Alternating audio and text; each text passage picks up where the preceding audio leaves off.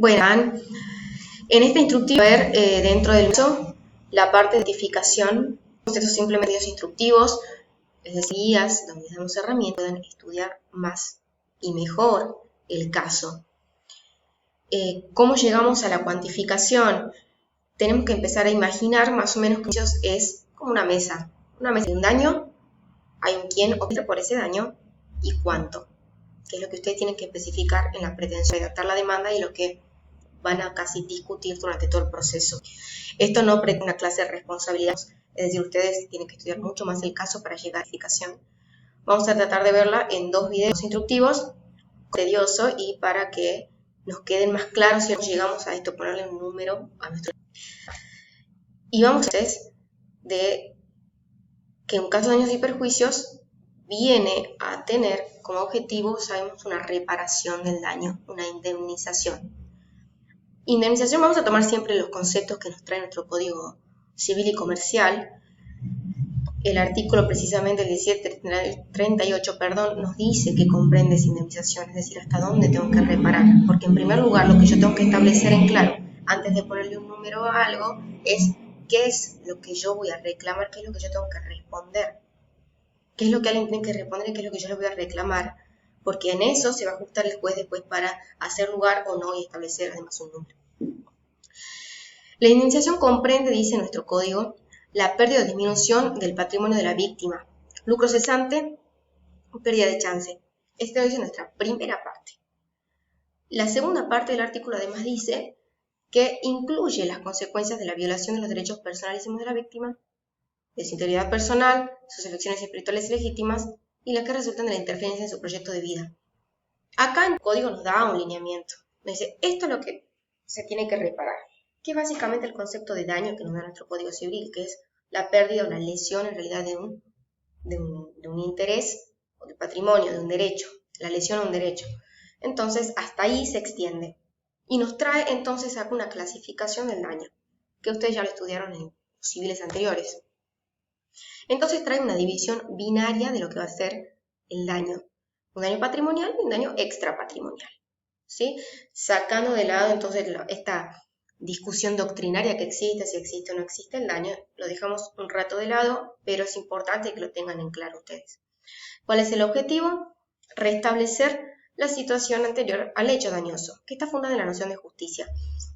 ¿Por qué le ponemos esto? Porque nos parece importante siempre tener en cuenta que, por ejemplo, en un accidente de tránsito, si una persona pierde a un ser querido, por ejemplo, no va a haber seguramente ningún número en dinero ni nada que le devuelva a esa persona que en realidad tape ese dolor, que le sea justo ese dolor. Entonces, nosotros como seres humanos no hemos llegado a encontrar otra manera de resarcir un daño que no sea en dinero. Así que si lo vamos a resarcir en dinero, entonces que le haga justicia. Puede ser fundada en esa noción de justicia. ¿Cómo vamos a ir determinando el contenido del daño? Que es lo que primero tenemos que ir haciendo. Decimos, bueno, efectivamente hay una lesión, ¿sí? Ocurre un hecho que ocasiona una lesión. Entonces hay que ir limpiando ese concepto de lesión, esa violación, a ese interés, a ese derecho. Y para eso, entonces, ustedes siempre tengan claro que lo que es la noción de la responsabilidad civil, ¿no? Que son 4 presupuestos, si se acuerdan bien, que son daño, nexo causal, antijuridicidad y factor de atribución. Ojo con eso. Acá nos vamos a centrar en lo que es la causalidad adecuada. ¿Qué es una relación causal? El 1726 del Código nos dice que son reparables las consecuencias dañosas que tienen nexo adecuado de causalidad con el hecho productor del daño, excepto a disposición legal en contrario. Se indemnizan las consecuencias inmediatas y las mediatas previsibles. Ok, parece clarísimo y realmente es claro para nosotros que, por ejemplo, si yo voy manejando y choco con una persona, esa persona me tiene que reclamar los daños ocasionados de ese accidente. Si a mí después esta persona me viene y me reclama que ayer le robaron el celular y quiere que yo le repare ese daño, claramente nosotros decimos no hay un nexo causal de ese daño. Yo no tengo por qué responder a eso. pero a veces no es tan fácil determinar cuáles son las consecuencias, dónde está el nexo causal. El nexo causal perfecto y adecuado sería acá para que nos determine los límites de la indemnización. La causalidad adecuada en esta definición nos trae tipos de consecuencias. Por un lado tenemos las consecuencias de un hecho que se llaman consecuencias inmediatas, que son aquellas que acostumbran a suceder según el curso natural y ordinario de las cosas. Son aquellas consecuencias esperables. O sea, en este mismo ejemplo, yo voy manejando y choco un auto, ¿qué es lo que se espera? Que ese auto se dañe. Es el efecto inmediato que tiene un choque. Que el auto se rompa, entonces yo tengo que responder por los daños materiales de ese auto.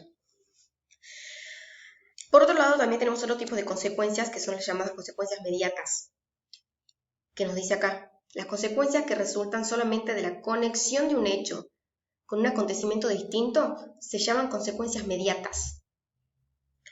Las consecuencias mediatas que no pueden preverse se llaman consecuencias casuales. ¿Sí? Dos tipos de consecuencias. ¿Y qué me permite hacer esto? ¿Y por qué les hacemos estas clasificaciones?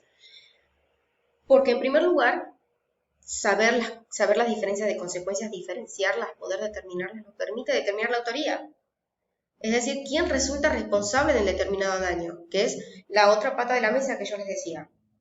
Y en segundo lugar, cuál va a ser la extensión del resarcimiento, o sea, cuáles de esas consecuencias yo sí tengo que resarcir, o yo sí tengo que reclamar, y cuáles no.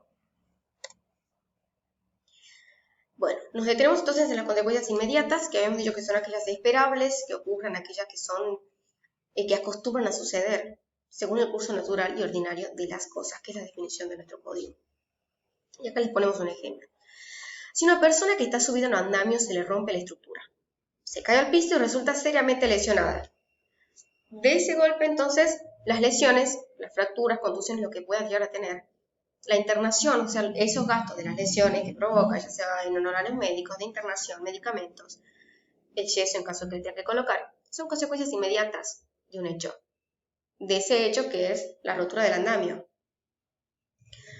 Es lo que conocemos, lo que ustedes conocen como daño emergente.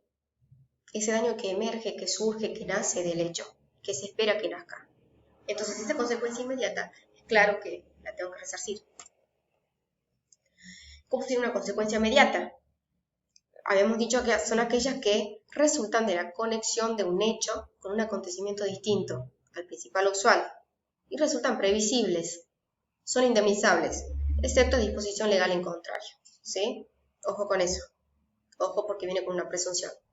Entonces, siguiendo la misma línea de este ejemplo, de la persona que se cae en el andamio, que tiene un yeso colocado durante 45 días, ¿sí? Esa habíamos dicho que es una consecuencia inmediata. Ahora, seguimos complejizando, esta persona es un escultor, o sea, se empieza a imposibilitar de trabajar. Entonces, eso le empieza a provocar una pérdida de ganancias de su trabajo. Ahora, esa imposibilidad entonces de generar ganancias a través de su actividad laboral le origina un daño patrimonial también a esa persona, que es una consecuencia inmediata del accidente. ¿Por qué? Porque se relaciona con un acontecimiento distinto. Esta persona pierde ganancias por la pérdida de su trabajo, no directamente por el hecho en sí, pero si no hubiera ocurrido el hecho en sí, esta persona seguiría obteniendo ganancias porque seguiría yendo a trabajar. ¿Se entiende? Es lo que conocemos como el lucro cesante. Y es indemnizable, excepto disposición legal en contrario. ¿Cuáles son las consecuencias que no se resarcen? En principio, siempre en principio. La persona entonces que resulta lesionada por la caída del andamio es intervenida quirúrgicamente y el médico incurre en mala praxis. ¿Qué puede pasar? Es una consecuencia casual eso. ¿Por qué? Porque o sea, sí es factible, pero no se lo espera. ¿Sí? ¿Puede pasar? Sí, puede pasar. Los médicos son humanos, se equivocan. Pero no es una consecuencia natural, esperable, ni previsible en el marco de esa cadena causal. Entonces, en principio no es imputable al responsable de un andamio roto. Acá siempre hay una discusión de decir, bueno, pero si esta persona no se hubiera caído del andamio, no hubiera ido al hospital, no hubiera tenido la mala praxis, entonces hay una consecuencia. En realidad, como vemos, no hay un nexo adecuado en lo que es la cadena causal y por eso es en principio inimputable responsable. Ahora sí entramos más o menos a ver que tenemos todo un conjunto de consecuencias que se tienen que indemnizar y dentro de esas consecuencias de distintos tipos de daños, como vimos, daño emergente, lucro cesante, empiezan a surgir estas cosas. Tomamos la indemnización por lesiones o incapacidad, ¿sí? El artículo 1746 del Código. Indemnización por lesiones o incapacidad física o psíquica.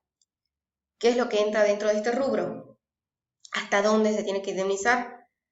Dice el Código, mientras cubra la disminución de la aptitud del damnificado para realizar actividades productivas o económicamente valorables. Eso en primer lugar. Ojo con eso. Si una persona entonces resulta lesionada, yo le ocasiono una incapacidad física o psíquica, le debo indemnizar en tanto y en cuanto esta persona pueda o no realizar actividades productivas o económicamente valorables. Eso es lo que va a tener el criterio del juez, en realidad que es el criterio de la ley, para determinar a mí la extensión del resarcimiento. Lo que incluye esto que gastos médicos, farmacéuticos, por transporte, siempre en tanto que resulten razonables, ¿no? En función de las lesiones o la incapacidad. Y acá, bueno, les ponemos para que queden claro que en el supuesto de incapacidad permanente, si la persona realmente queda incapacitada, por ejemplo, si seguimos el ejemplo del andamio roto, una persona realmente después ya no puede mover más el brazo, por ejemplo, y ya queda absolutamente con una incapacidad permanente, se debe indemnizar, aunque esta persona continúe ejerciendo una tarea remunerada. O sea que el escultor que se cae, queda incapacitado, ya no puede más esculpir porque se le arruinó el brazo, pero bueno, después consigue otro trabajo, pega otro laburo y sigue produciendo plata. No es que yo digo, bueno, ahora puede ganar plata, entonces, y no, yo lo tengo que indemnizar porque le provoqué una incapacidad permanente. Entonces, bueno, acá esto es lo que se entiende el concepto que recién decíamos, incapacidad permanente, sobrevivimiento total o parcial, es la afectación o minoración total o parcial de la integridad física o psíquica de la persona e incluye esto que decíamos recién, ¿no? ¿Qué incluye también? Que nombramos al principio en la definición de indemnización, el daño al proyecto de vida. ¿Qué significa eso? Es cuando ese hecho empieza a ocasionar un perjuicio a la manera habitual de vivir que tiene una persona.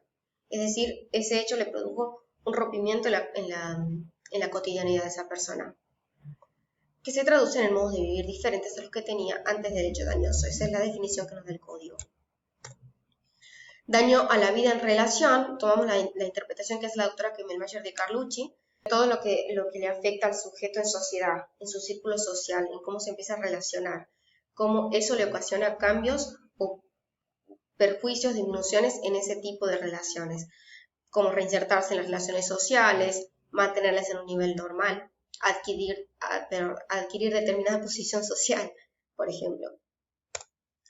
El daño estético que siempre fue muy discutido, a ver si es autónomo o no, si es un daño material, es daño moral, se interpreta en realidad según el caso, eso es lo que decide jurisprudencia. Entonces, ¿qué comprende la incapacidad sobreviniente que venimos analizando? En primer lugar, cuando hay una minoración o detrimento, supresión de la capacidad laborativa productiva que vimos en primer lugar, capacidad vital, idoneidad intrínseca del sujeto para producir bienes o ingresos, ojo con porque es bien importante, y daño a la vida social en relación a la actividad social que tiene el sujeto. Eso es lo que va a comprender el daño, hasta ahí se extiende. Bien, entonces, una vez estudiado esto, entonces ya podemos determinar qué daños son indemnizables, qué me corresponde a mí o qué me corresponde a mí, ya sea como reparación o como reclamo para la indemnización, es decir, limitarlo. En el próximo instructivo vamos a ver cómo cuantificamos, ¿sí?